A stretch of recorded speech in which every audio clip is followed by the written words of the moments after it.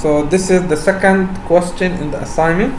So we'll start doing that. I have created a new class, array list exercise 2 with a main, and I will start doing question by question and solve them. The first question, create an array list of students. Notice that, remember that we have the class student as we did before. So all what we need to create an array list of students. So this question, the first question, question 2. So the way we do it is we say list of student is list, and we say new array list. As simple as this is. Of course, there's a problem of import. I can right click import and say fix import, okay, and I will have an array list of students. Notice the array list is empty now. Now the second question is saying create an array of students which are the following students, Ali, Salim, blah blah, all these 3 students. But notice he is asking to create an array of students. Now to do that, how can we create an array of students? Remember, because I know the value, I can create the student right away like this, array or s array, and I can use the curly brackets, and I can define each student one by one. So I will go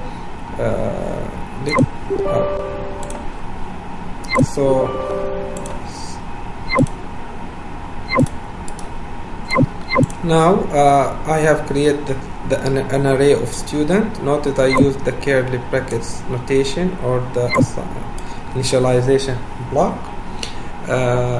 Each element of the array should be a student, so I created the student one by one using the constructor that takes ID, name, and year of birth, as you can see, comma, comma, comma, semicolon. Now I have all the students in the array, as you can see. So I have an array list which is empty currently.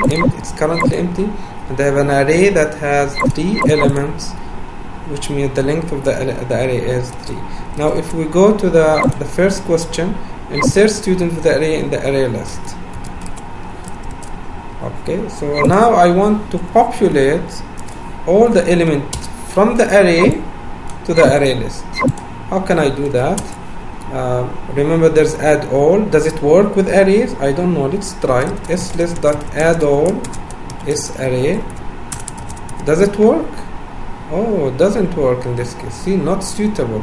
So the array list add all in the array list does not accept an array. It only accepts array list. So how can I do that? How can I insert all the elements? I need to go to the traditional way of using a loop. So I will teach you a way of doing that, a new loop called for each, for student s inside the s array. So this loop called for each loop, in which we define the type of the element inside the array. So each element in the array's type is what? Student. So there are 3 students. So for student s colon s array, so the loop will go over the element one by one. The first student will call s, we do processing. The second s again, we do processing. So all what we are gonna do here is, by looping student by student, all what I need is to add this student to the list, to this list. So all what you need to do is s.list.add s, and I can make it in one line so that it fits nicely. Okay, or I can make it as before. Okay, now I have the list of student, all the element of the array of the arrays, all the student in the array has been inserted to the array list. Now let's do something. Let's print the array of students. I'm sorry, array list of students, to see what do I get. Say, let's say system.out, and I say student list plus s list. What do I get? I know that the array list provides us with the toString method in which we can get, but see what we get here. We have some kind of garbage, as you can see. Why is that? Again, you need to relate that, because the array list will try to print each object which is type string one by one. Now if we go back to the student class, you will see that there is no toString method. There's no toString method. The toString method is the method responsible for doing the formatting. So this output, the garbage, can be solved by providing toString method to the class student. So I will not write code, I just insert code, and I will ask to insert toString method. I will ask to provide name, ID, and year of birth, and just generate, and you will get it. Let me reformat the whole thing. Okay. So notice here, now there is a toString method inside the student class. As a result of that, if I go to the exercise and I ask and I run again, I will get, look, now I have the first student Ali Salim, the second Randa, the third one Khalida.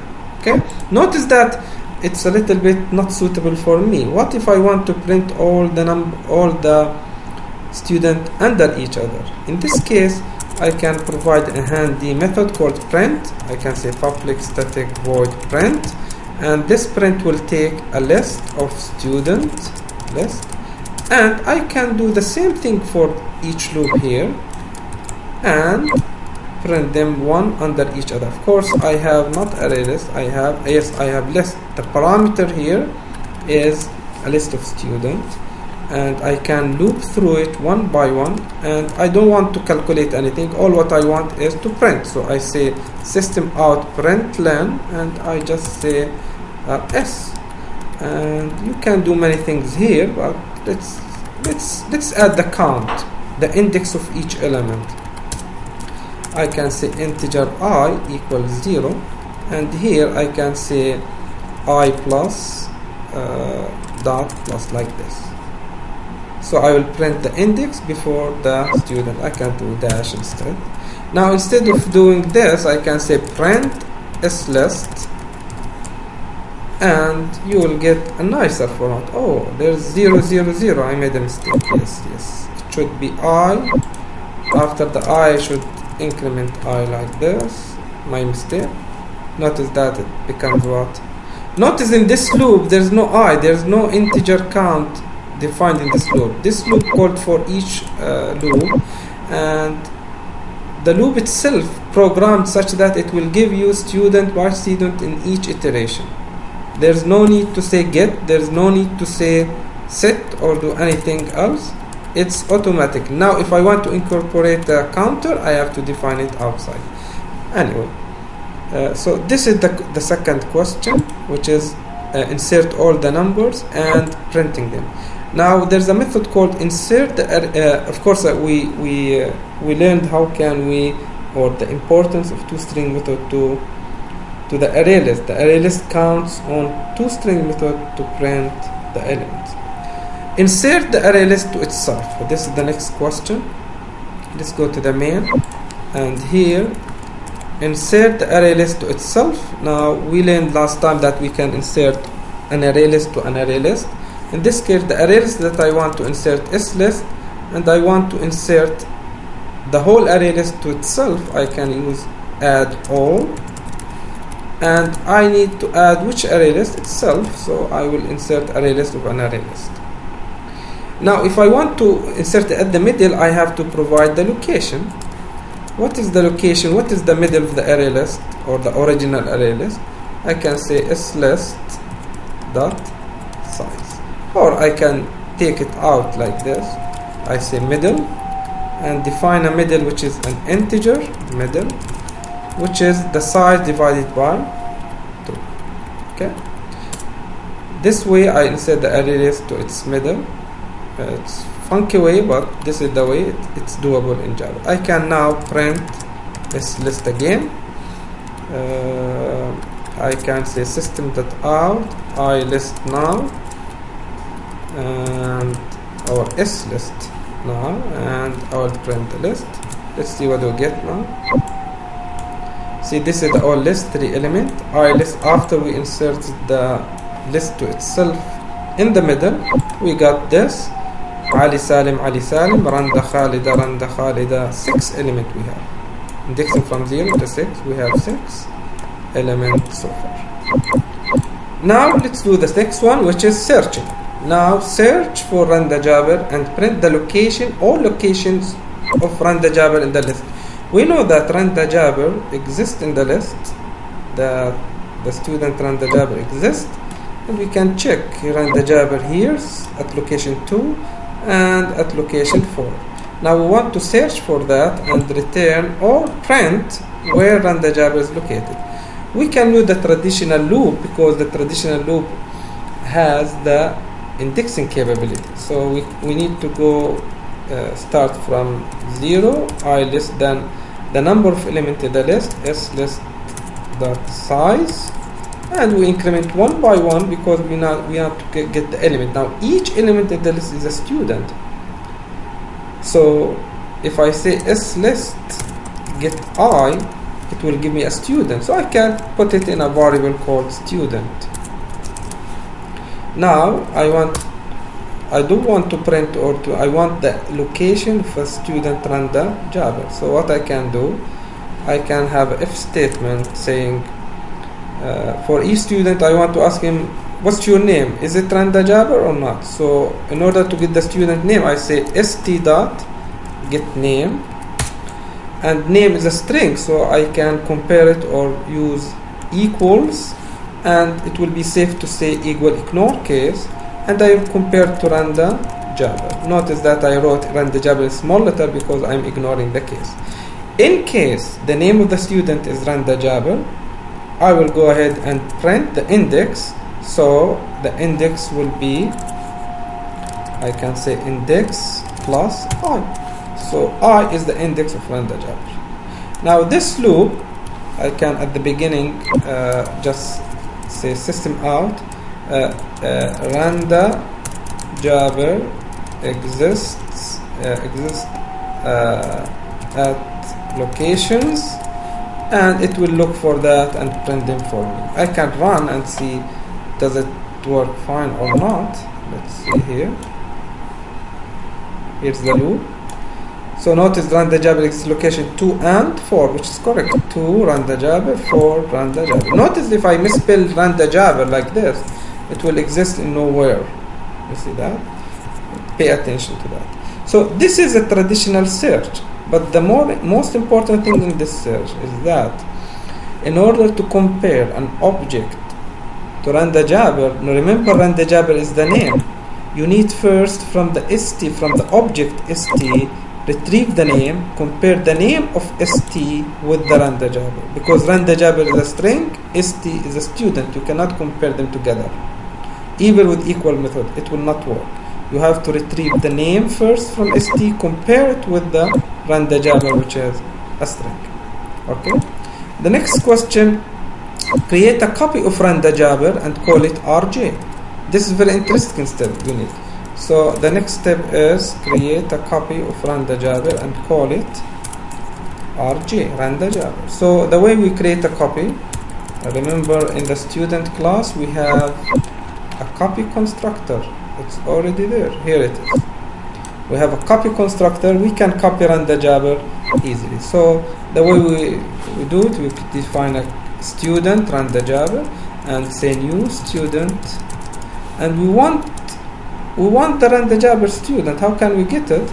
Notice that we know random jabber is located in the list at index 2 or 4, so we can use one of them.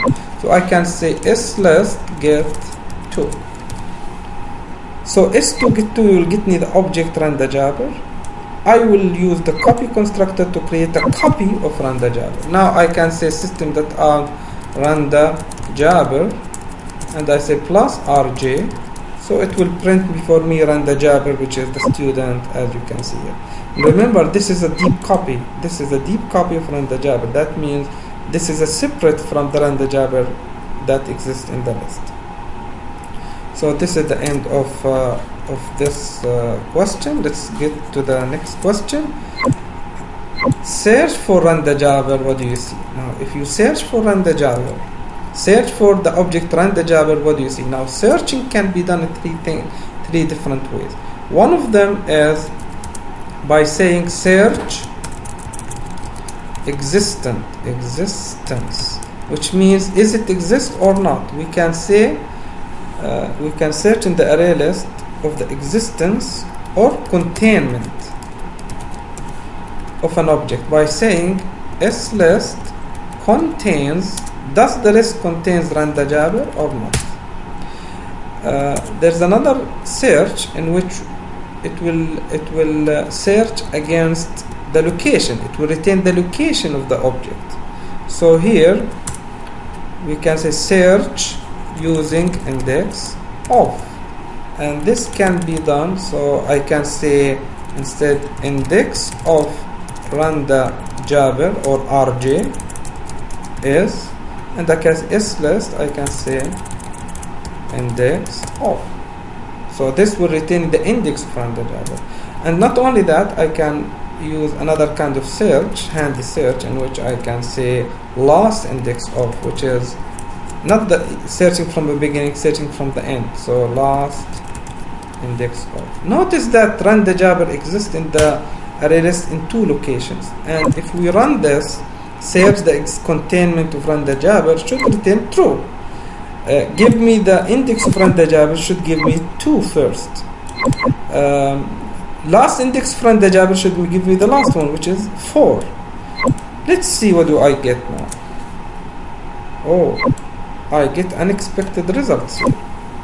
The containment say false, randajabber does not exist. Index of randajabber is -2. Last index of randajabber -2. So there is something wrong here.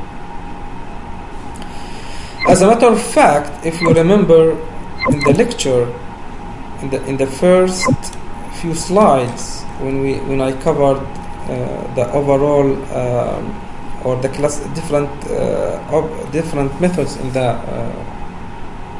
array list, I told you that there are certain methods such as contains and index of, and of course remove.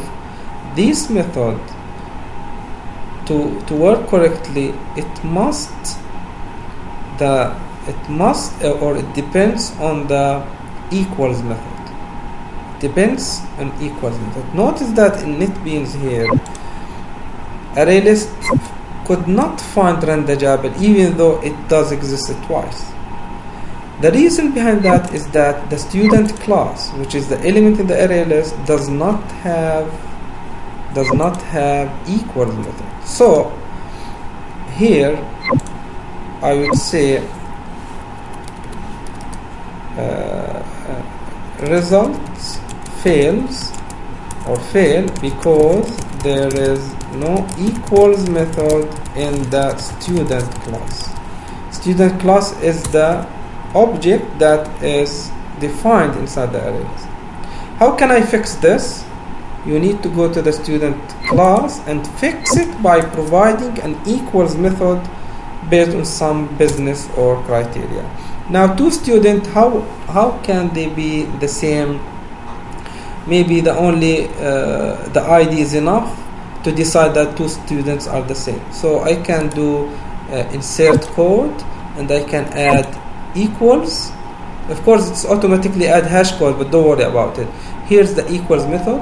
Here's the criteria in which to decide how can two objects are equal. So I will decide that ID is enough. ID is enough to decide two students are the same, and I say generate. Now this is the equals method provided now inside the student class. The student class. So now if I go to the array list here and I run the code again, the array list will find randajabber. Notice now here, search for randajabber is true. The array list found randajabber. Index of randajabber 2. Last index is 4. And this will give you an indication that in order for the contains index of remove to work correctly, the equals method of the class inside the array list must be overridden, must be there in a certain or in a specific business. Okay. The next question: print the student the list whose ID is 321. So here's another search. Now I want to search for a student whose ID is 321. Now notice I don't know the student exactly, but how can I search? I can have a loop and do things, but now remember, we know that student can be decided based on the ID. So I can do something like this. I can define a student, okay, and the student that I want to seek, and I say new student, and I put the ID 321, and I can put any numbers here, doesn't matter, because this student can be decided only based on 321. In this case, I don't want to go in a loop. I want to make use of what? I want to retrieve the student with 321. So I define a dummy object called seek. Okay. The most important thing, put the ID to 321. I know that searching array list count on ID only, because in the equals method of the student class, we are counting on the ID only. Now I can identify where this student located. So I say location or index, and I say s.list.index of seek. So he will go find the student with 321 ID and bring me his index. I can print it. I can student. I can with 321. I can print it by saying s.list get me the student at index, and he will get it to me. I can print if you don't believe me. Here we go. See, he went look for student 321. He found it. He is also run the job of 321. He brought me the student with ID 321. Notice that the other fields here are irrelevant for search. Why? Because in the student class, two students are the same or equals if they have the same ID. So the equals method check only for the ID, not anything else.